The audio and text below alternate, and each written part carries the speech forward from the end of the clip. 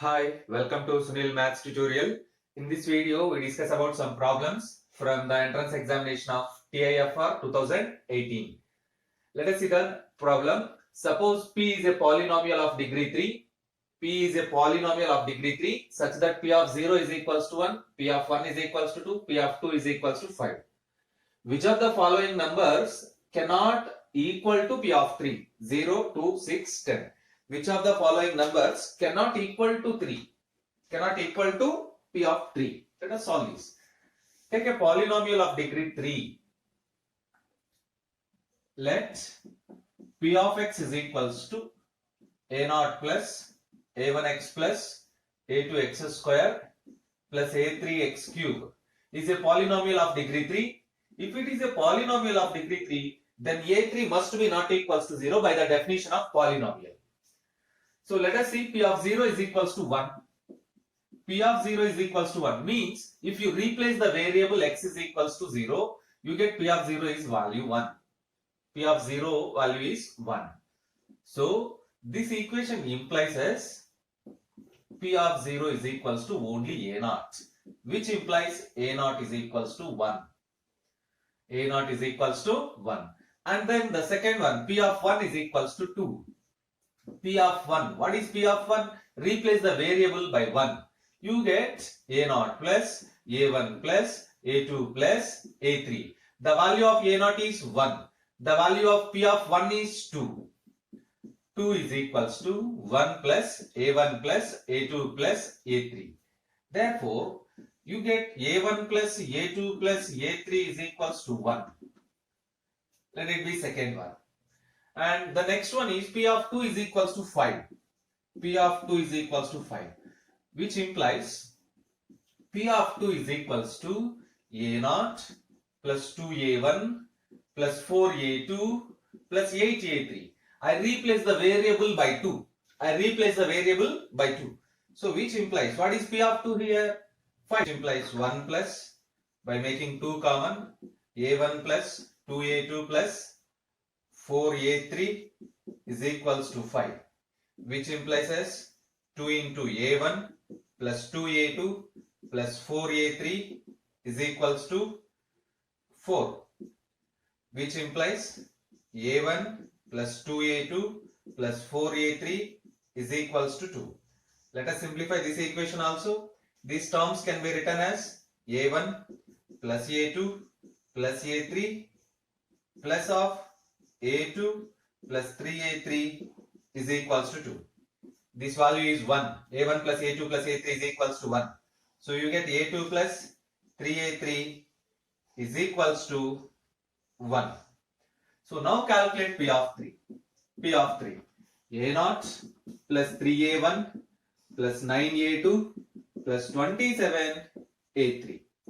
a0 1 plus, right, a1 plus a2 plus a3 plus again write 2 into, let us use this term, a1 plus 2a2 plus 4a3 plus 4 into, use this term, a2 plus 3a3 plus I get one more term. Now you observe that the terms coincides or not.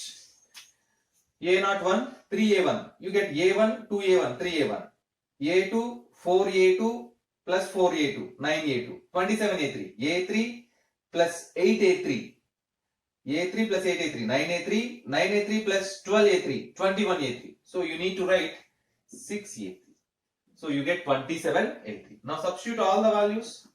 1 plus, again 1 plus, 2 into, you get 2 plus 2 into 2 plus 4 into 1 plus 6a3. 4 plus 4 plus 1 plus 1, you get 10 plus 6a3. So P of 3 is equals to 10 plus 6a3. If P of 3 is equals to 10, observe that, D option. If P of 3 is equals to 10, then this condition implies as 10 is equals to 10 plus 6a3, which implies as 6a3 is equals to 0, which implies as a3 is equals to 0. But by our options, by the definition of polynomial, a3 not equals to 0. But you get here a3 is equals to 0. This happens only if p of 3 is equals to 10. Therefore, the following numbers cannot be equal to p of 3. Option D is not equals to p of 3. Option D, 10 is not equals to p of 3. P of 3 must be not equals to 10. If it is equals to 10, then a3 is equals to 0. The polynomial degree becomes 2. So this is a context problem. For any closed subset capital A of capital R, does there exist a continuous function f on R which vanish exactly on capital A? This is a true or false question. Observe that capital A is a closed subset and f is a continuous function and it must vanish on capital A. Let us see. A is a closed subset of capital R. Define a mapping f maps capital R into R by f of x is equals to d of x comma a. Distance between x and a. Distance between the point x and capital A. That is nothing but infimum of mod x minus y such that y belongs to capital A. We define f of x as d of x comma a means distance between x and a, that is infimum of mod x minus y where y belongs to a. It is very trivial. Mod f of x minus f of y is always less than or equals to mod x minus y. Very trivial. Mod f of x minus f of y is less than or equals to mod x minus y. This condition is nothing but ellipsis condition. This condition is known as ellipsis condition. Therefore, f of x is a ellipsis function. If it is a ellipsis function, we know that f must be continuous. Every ellipsis function is continuous. Therefore, f is continuous on capital R. Further, suppose take f of x is equals to 0. If f of x is equals to 0, then d of x comma a also equivalent to 0. Because distance must be 0. Distance is equals to 0 means x belongs to a bar. X belongs to a bar. Because a is a closed set, a bar is equals to a. Closure of a is equals to a. Therefore, x belongs to a. You observe that f of x is equals to 0 implies and implied by x is equals to a. It means f of x is a continuous function on R and vanish on capital A. And vanish on capital A. That is the question. There exists a continuous function f. Yes, it is exists. And which vanish on capital A? Yes, it vanishes. And A is a closed subset. Therefore, this is a true statement. This is a true statement. Observe that. Let us see the next question. Next question. A countable group can have only many distinct subgroups.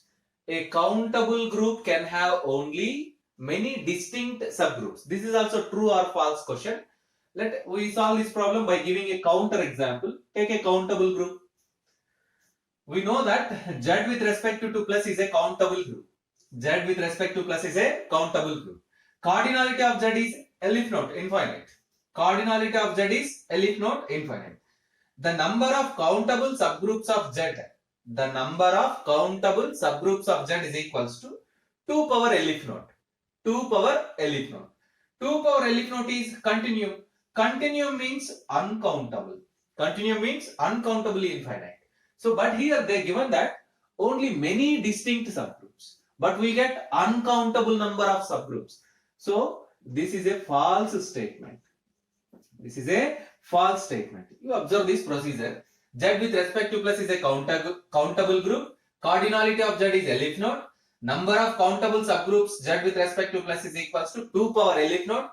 2 power L if not is continuum, means it is denoted by C. Continuum means it is uncountably infinite. Infinite number of subgroups are there. But here they given only finitely many distinct. So which is a false statement. Observe that. Next problem. How many zeros does the function f of x is equals to e power x minus 3x square have in capital R? How many zeros does the function f of x is equals to e power x minus 3x square have in capital R? 0, 1, 2, 3. Observe that. F of x is equals to e power x minus 3x square. We solve this problem by using bisection method. We know that f of x is any polynomial function or f of x is any function. Alpha comma beta are any two real numbers such that f of alpha less than 0 and f of beta greater than 0 have opposite signs. Observe that. F of x is any function in the variable x. Alpha comma beta are any two real numbers such that f of alpha less than 0 and f of beta greater than 0. By applying these two conditions, there exists a root for f of x between alpha and beta. There must be a root for f of x between alpha and beta. Whenever f of alpha less than 0 and f of beta greater than 0, means they have opposite signs. F of alpha and f of beta have opposite signs. Then there must be a root for f of x in between alpha and beta. Let us see that. F of x is equals to e power x minus 3x square. Calculate f of minus 1, you get less than 0. F of 0 greater than 0. F of minus 1 less than 0, f of 0 greater than 0. A root lies between minus 1 and 0. Similarly, a root lies between 0 and 1 because f of 0 1, f of 1 negative less than 0. F of 0 positive, f of 1 less than 0 negative. It means a root lies between 0 and 1. F of 2, you get 7.3 minus 12 less than 0. F of 4, you get a positive number. This condition implies as root lies between 2 and 4. Root lies between 2 and 4. You observe that here we have one root, here we have another root, second one, here we have another root, third one. So at least we have 3 roots. Option D is the correct option. The function f of x has at least 3 roots in capital R. Next problem. Let capital A be the set of all continuous functions. Set of all continuous functions. F maps closed interval 0, 1 into closed interval 0, open infinity, satisfying the condition integral 0 to x f of t dt greater than or equals to f of x for all x belongs to closed interval 0, 1. Then which of the following statement is true? Capital A has cardinality 1, capital A has cardinality 2, capital A is infinite, capital A is empty. You observe that there is a result which is direct question. F maps closed interval 0, 1 into capital R be a continuous function such that mod f of x less than or equals to 0 to x f of t dt for all x belongs to closed interval 0, 1. The function which satisfies this condition must be equivalent to 0. F of x is equals to 0 for all x belongs to closed interval 0, 1. The only difference between these two functions is the codomain. Here it is R, here it is open interval 0, infinity.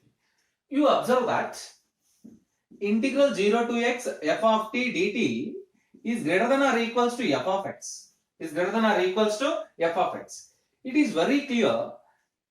Integral f of t dt 0 to x f of t dt differentiating on both the sides. You get f of x. Greater than or equals to f dash of x. F of x greater than or equals to f dash of x. It means it is clearly f of x satisfies defined over this interval also. It means the same result valid for this interval also, for all positive real numbers, for all non-negative real numbers also. This condition implies as f of x is identically 0. F of x is identically 0. F of x is identically 0 means, so the set A contains only one element, 0 element. The set A contains only one element, 0 element, that is f of x. Therefore, cardinality of A is equals to 1. Such type of functions are there is only one function. So option A is the correct option. The remaining options are wrong options. Observe that. Apply this result to this problem, then very clear cardinality of A is equals to 1. Practice these problems.